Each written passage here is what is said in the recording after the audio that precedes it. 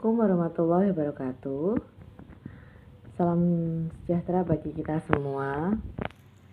Kali ini materi yang akan saya terangkan adalah harga pokok produk bersama dan sampingan. Nah, untuk pengertian tentang harga pokok produk bersama dan produk sampingan.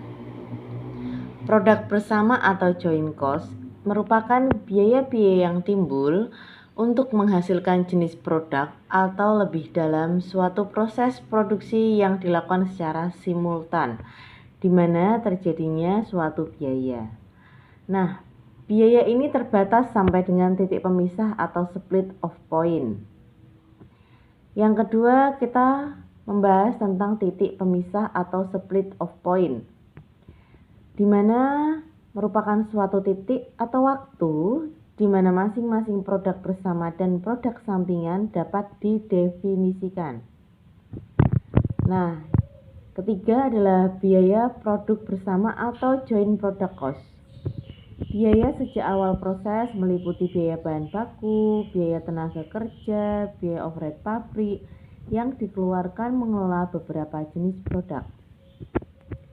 Produk bersama atau joint product. Dua atau lebih jenis produk yang diproduksi secara bersama-sama dalam suatu rangkaian proses produksi dan masing-masing produk mempunyai harga jual yang relatif sama. Produk ini disebut juga produk utama atau mayor of product.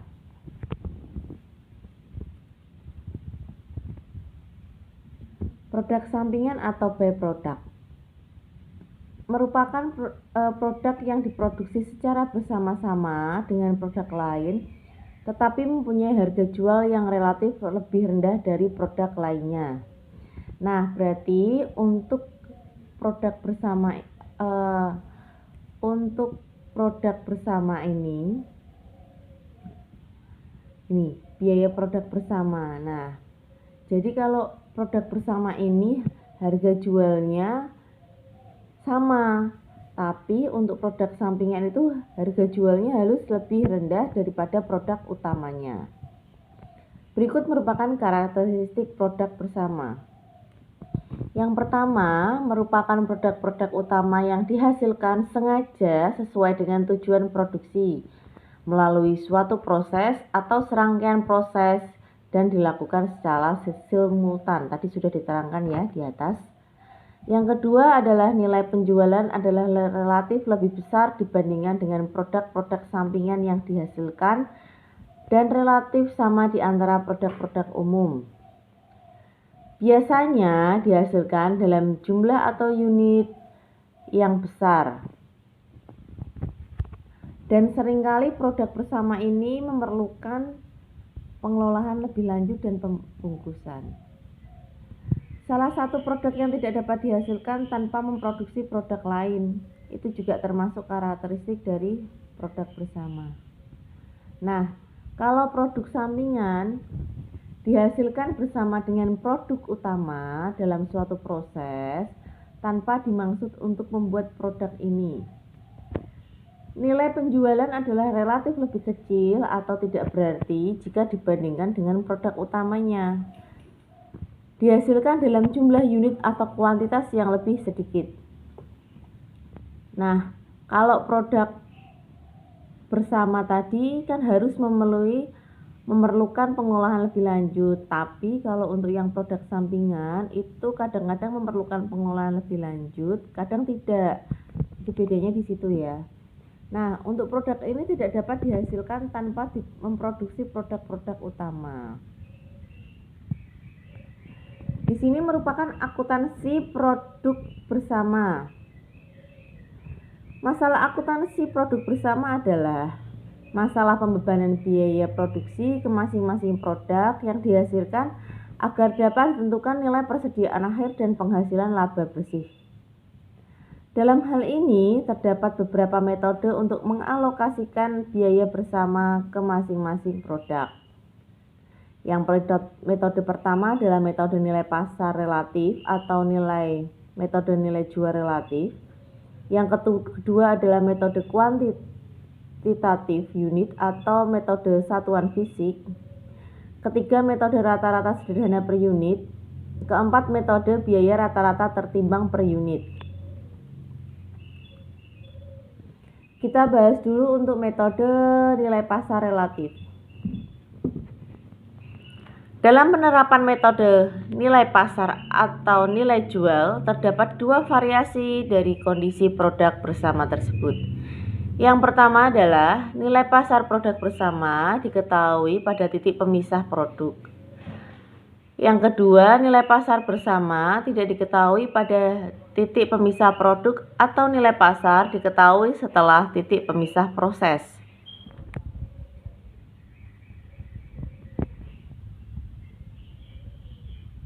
Nilai pasar produk bersama diketahui pada saat pemisah produk.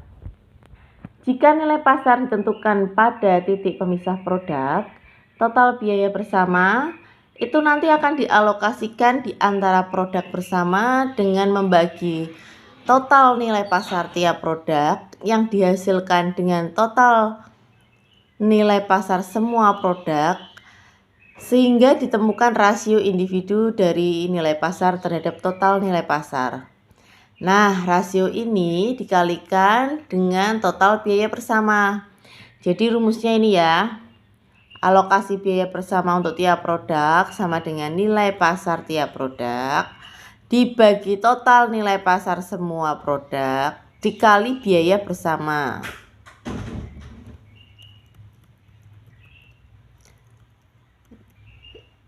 Tadi yang kedua adalah nilai pasar produk bersama tidak diketahui pada titik pemisah produk atau nilai pasar diketahui setelah titik pemisah.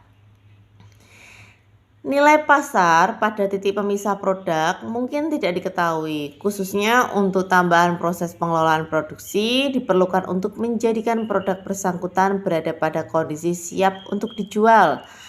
Untuk itu perlu dilakukan sedikit modifikasi atas rumus yang disajikan di atas dengan sebuah nilai pasar yang hipotesa pada titik pemisah produk mesti dihitung. Nilai pasar yang dihipotesa itu ditentukan dengan mengurangi tambahan biaya untuk memproses dari nilai pasar dari produk yang selesai. Ini untuk rumusnya adalah alokasi biaya bersama untuk tiap produk sama dengan total nilai pasar hipotesa tiap produk dibagi dengan nilai pasar hipotesa semua produk dikali dengan biaya bersama. Untuk nilai pasar hipotesa tiap produk itu didapat dari unit yang diproduksi dikali dengan nilai pasar untuk tiap produk dikurangi dengan biaya-biaya pemrosesan setelah titik pisahnya ya. Untuk total nilai pasar hipotesa semua produk, rumusnya adalah itu sama dengan jumlah semua total nilai pasar hipotesa untuk semua produk. Jadi sama ya.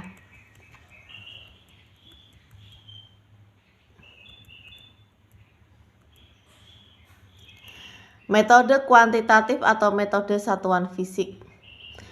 Menurut metode ini, kuantitas hasil produksi dipergunakan sebagai dasar untuk mengalokasikan biaya bersama. Metode menghendaki bahwa produk bersama pada akhirnya harus diukur dalam unit pengukur yang sama. Apabila mempunyai unit pengukur yang berlainan, maka akan digunakan suatu angka penyebut yang umum. Rumusnya ini ya, alokasi biaya bersama sama dengan total unit tiap produksi dibagi total unit semua produk dikali dengan biaya bersama. Yang ketiga adalah metode rata-rata sederhana per unit. Menurut metode ini, dalam biaya bersama dibagi dengan jumlah unit yang dihasilkan untuk mendapatkan biaya per unit, lalu biaya per unit ini dikalikan dengan jumlah unit tiap yang diproduksi untuk menentukan porsi biaya bersama yang akan dialokasikan kepada masing-masing produk. Untuk rumusnya adalah biaya per unit sama dengan total biaya bersama dibagi total jumlah unit yang diproduksi. Metode yang keempat adalah metode biaya rata-rata tertimbang per unit. Mungkin kita temukan variasi yang sangat kompleks dalam produksi produk bersama seperti kesulitan dalam produksi, jumlah waktu yang diperlukan, atau kuantitas tenaga kerja yang dibutuhkan, atau ukuran tiap unit. Nah, faktor-faktor yang mempengaruhi bobot tiap produk yang didasarkan pada kompleksitas tersebut, oleh karena itu harus dipertimbangkan untuk memperoleh alokasi yang tepat. Alokasi biaya bersama. Untuk rumusnya, alokasi unit rata-rata tertimbang tiap produk dibagi dengan total unit rata-rata tertimbang semua produk dikali bersama, dikalikan dengan biaya bersama.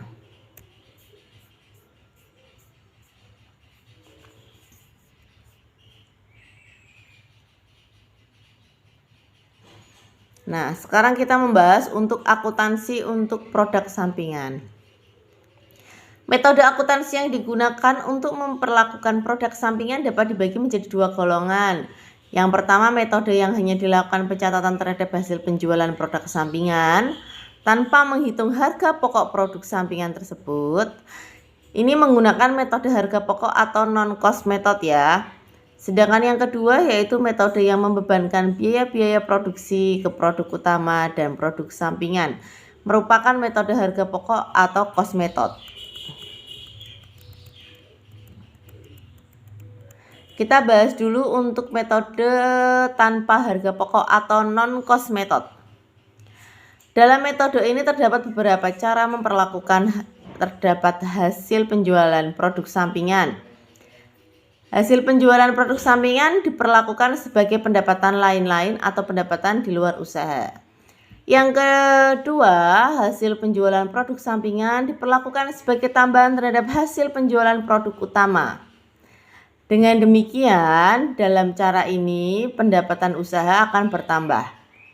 Yang ketiga, hasil produk sampingan diperlakukan mengurangi harga pokok penjualan. Keempat, hasil penjualan produk sampingan diperlakukan mengurangi total biaya produksi.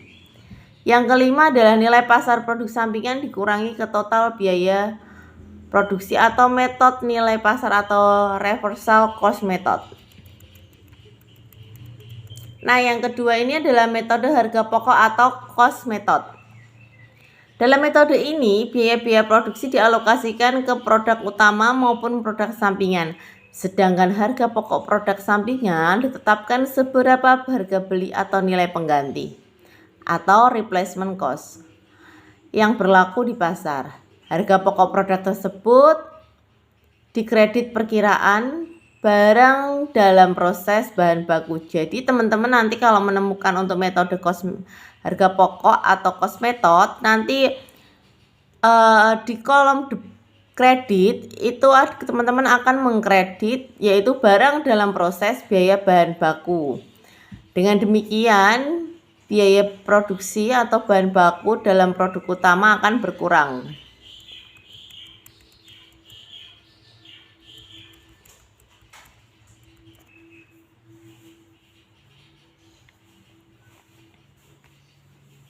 Nah, ini untuk materi produk bersama dan produk sampingan. Terima kasih. Wassalamualaikum warahmatullahi wabarakatuh.